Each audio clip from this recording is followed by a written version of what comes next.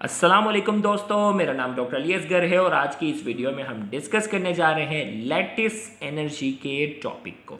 तो आज के इस लेक्चर को शुरू करने से पहले एज यूजुअल आपसे रिक्वेस्ट करेंगे कि अगर आपने अब तक हमारे इस चैनल को सब्सक्राइब नहीं किया जो कि सिन बोर्ड टीचिंग के नाम से है तो काइंडली आज ही आप हमारे इस चैनल को सब्सक्राइब करें और साथ ही साथ बेल आइकन को लाजमी क्लिक करें ताकि हमारी अपलोड करदा तमाम इंपॉर्टेंट वीडियोज़ की नोटिफिकेशन भी आपको रिसीव होती रहे। तो आइए हम स्टार्ट करते हैं लैटिस एनर्जी की। सबसे पहले हम बात करेंगे डेफिनेशन को। तो लैटिस एनर्जी थोड़ा सा कैमरा हम फोकस कर लें। ओके, तो डेफिनेशन हमारे पास है the quantity of energy released when 1 mole of ionic crystal is form from the gaseous ion is known as lattice energy. भाई लैटिस एनर्जी क्या है? The quantity of energy release, energy release होगी when 1 mole of ionic crystal is form, जब ionic crystal का 1 मोल, किसी भी substance का जो आयनिक क्रिस्टल है ना उसका 1 मोल जब बनता है उस वक्त जो भी एनर्जी रिलीज होती है उसे हम क्या कहते हैं? Lattice energy. मिसाल के तौर पर देखें भाई, ये सोडियम और क्लोराइड है ना, सोडियम और क्लोराइड जब आपस में मिलते हैं तो क्या बनता है? सोडियम क्लोराइड का क्रिस्टल बनता है। अगर 1 मोल सोडियम और 1 मोल क्लोराइड जब आपस में मिलते हैं और 1 मोल सोडियम क्लोराइड का जब क्रिस्टल बनता है तो उस वक्त कितनी एनर्जी रिलीज होती है? 787 किलो जूल पर मोल। माइनस का मतलब है कि एनर्जी क्या हो रही है? रिलीज हो रही है। और अगर इसी का उल्टा कर लो कि क्रिस्टल है उसको तोड़ने के लिए जो एनर्जी चाहिए होती है, यानी 1 मोल क्रिस्टल को तोड़ने के लिए, उसके आयंस में तोड़ने के लिए जो एनर्जी चाहिए होती है उसे भी लैटिस एनर्जी कहते हैं। यानी सोडियम क्लोराइड का अगर 1 मोल है उसको हम एनर्जी प्रोवाइड करते हैं जिसके नतीजे में वो सोडियम और क्लोराइड में क्या हो जाता है? सोडियम और क्लोराइड आयन में जाकर टूट जाता है। तो उस वक्त एनर्जी कितनी चाहिए होती है? 787 किलो जूल पर मोल। फर्क ये है कि जब ये आयंस मिलते हैं और क्रिस्टल बनता है तो एनर्जी रिलीज होती है, और जब क्रिस्टल बना हुआ होता है और उसको जब हम तोड़ते हैं तो एनर्जी हमें देनी पड़ती है।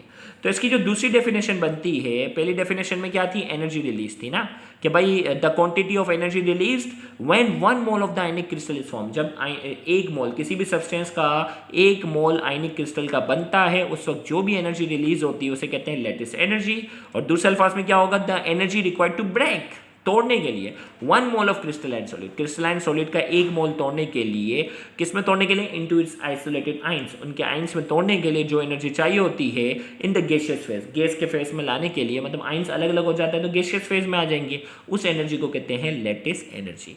याद रखिएगा लैटिस एनर्जी का जो यूनिट है वो क्या है? किलो जूल पर मोल। अब जो वो एग्जाम्पल में हमने बात की कि भाई सोडियम और क्लोराइड जब मिलते हैं तो सोडियम क्लोराइड बनता है, इतनी एनर्जी रिलीज होती है, और जब इसको तोड़ते हैं तो इतनी एनर्जी देनी पड़ती है। नोट करके हमने कहा the lattice energy decreases with the increase in the size of cation और एनाइंस। आयंस जितने बड़े होते हैं उतनी एनर्जी हमें कम देनी पड़ती है। क्यों देनी पड़ती है भाई? आयंस जितने जो है वो बड़े हो जाते हैं ना, लार्ज होंगे, तो एनर्जी हमें उतनी कम देनी पड़ती है। तो हमने कहा the smaller the size of cation और एनाइन। भाई कैटाइन वो होता है जो कैथोड की तरफ जाता है, पॉजिटिव वाला। एनाइन वो होता है जो नेगेटिव आयन होता है। तो हमने कहा the smaller the size of cation और एनाइन, कैटाइन और एनाइन की साइज जितनी छोटी होगी the closer the packing of opposite charge ion, और इनकी जो पैकिंग होती है जितने छोटे होते हैं इतना मजबूती से जुड़ जाते हैं। तो हमने कहा the closer the packing of oppositely charge ion, और अपोजिटली चार्ज आयन होते हैं उनकी पैकिंग जो होती है वो मजबूत होती है। And required high energy to break the lattice energy, और जितना मजबूती से जुड़े हुए होंगे तो उनको तोड़ना भी इतना मुश्किल होगा।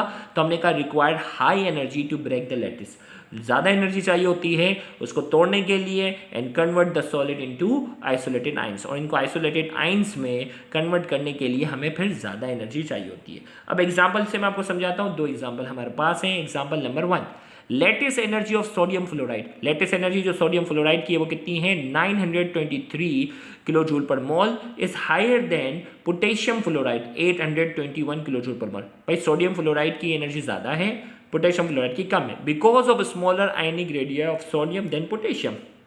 सोडियम की जो आयनिक रेडियाई है वो छोटी होती है बनिस्बत किसके? पोटेशियम के। तो हमने कहा ना जितनी आयनिक रेडियाई छोटी होगी उतनी पैकिंग इनकी मजबूती से होती है, इसीलिए जो वो एनर्जी ज़्यादा चाहिए होती है। तो हमने कहा सोडियम फ्लोराइड की एनर्जी इसीलिए ज़्यादा है। Lattice the smaller ionic size of sodium ion make the packing more closely, packing उनकी मजबूत होती है। And need relatively high lattice energy for the separation of ion, और उनको सेपरेट करने के लिए हमें क्या चाहिए होती है? एनर्जी ज़्यादा चाहिए होती है।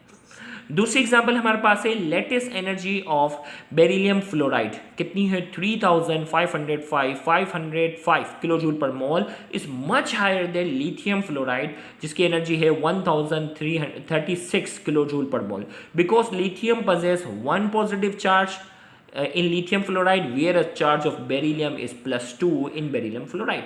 बेरिलियम फ्लोराइड की जो लेटेस्ट एनर्जी है वो बहुत ज़्यादा है बनस्बत लिथियम फ्लोराइड के, जबकि यहाँ साइज की बात हो रही थी, लेकिन यहाँ एक दूसरा फैक्टर आ जाता है चार्ज का। लिथियम फ्लोराइड के ऊपर +1 चार्ज होता है, जबकि बेरिलियम के ऊपर क्या होता है +2 चार्ज। तो जितना ज़्यादा चार्ज होगा उतनी ज़्यादा मजबूती से ये जुड़े हुए होते हैं और उतनी ज़्यादा क्या होती है लेटेस्ट एनर्जी, यानी उनको ब्रेक करने के लिए उतनी ज़्यादा एनर्जी भी चाहिए होती है। तो यहाँ जाकर लेटेस्ट एनर्जी का टॉपिक जो है वो मुकम्मल हुआ। उम्मीद करते हैं आज की ये लेक्चर आपके लिए काफ़ी इन्फॉर्मेटिव होगा। Thank you very much. Allah.